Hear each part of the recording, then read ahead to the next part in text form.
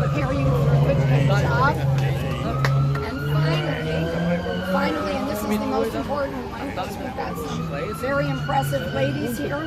We are going to fight for pay equity, so that finally women are going to get dollar for dollar what men make, and it's going to help every family in the state.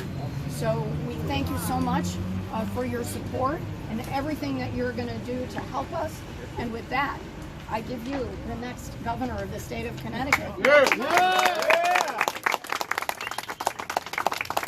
Right, Arjun. So Susan's going to be a great lieutenant governor. I need you to vote for her on August 14th. We're going to be a team going forward. And Timmy and Tony, I want to win this state senate. No one is 18-18, so that's just too complicated for me. Give us a little margin. We got some tough decisions. We got some big stuff we got to do.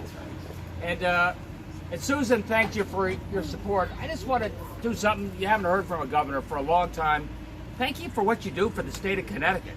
I mean, what you do is so important. Arjun, all your drivers, what you do to keep this state moving again. And I know how tough it is. I know how tough it is when you have to monitor what's going on in the bus at the same time you're paying attention. I kind of found out the hard way. I did a TV ad the other day, and I was driving around in a car. And I had a GoPro camera in front of me. I had the guy next to me, and somebody said, "Look at the camera." No, look over at the passenger. Look at the camera. So I know it's how important everything you guys do, and I'm going to remember that every day. And as Timmy and Susan said, we're also here to fight for you.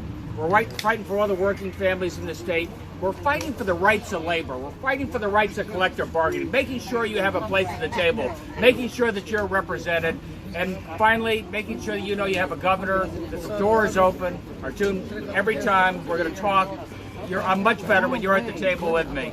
So I need you guys to remember August 14th is the primary. We're going to win that, and we're going to go on to November. This is a blue Democratic state. We're keeping it that way. Thanks so much. I want to stop at the speaking on behalf of the drivers a little bit, if you don't mind. Yeah. Okay. One of the things that mostly never happens during these types of meet and greets, excuse me a minute, because this is very important, Please. is the constituency speaking to what we're looking for. And we want to first off say we appreciate you taking your time out of your busy schedule to come and address us. We really appreciate that. We're behind you 100%. But we just want to tell you a little bit of what we're looking for and what impacts us. And what impacts us is working family issues. In this state, the working family is like the stepchild. It's not the child itself. And what we need is we need legislation that protects us. There's other states that use legislation to protect its workforce. We have promises, and we're looking. The bottom line is this: we care about the infrastructure of transportation. Why? I'll tell you why. It started with a single man on the back of a horse. That's where transportation started. From that to a stagecoach to a train, and then it just evolved. We're the only country that doesn't pay attention to its transportation infrastructure.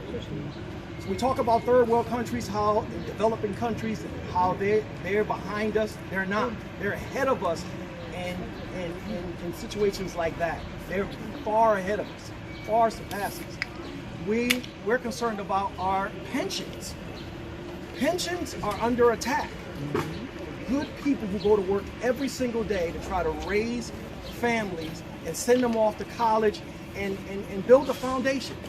That foundation is literally being ripped from us and replaced with 401ks that don't, so it just doesn't sustain us.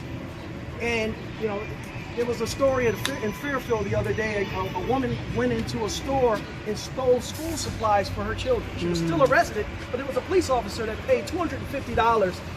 He arrested her and then paid for her stuff and gave her stuff at the end. Look at that.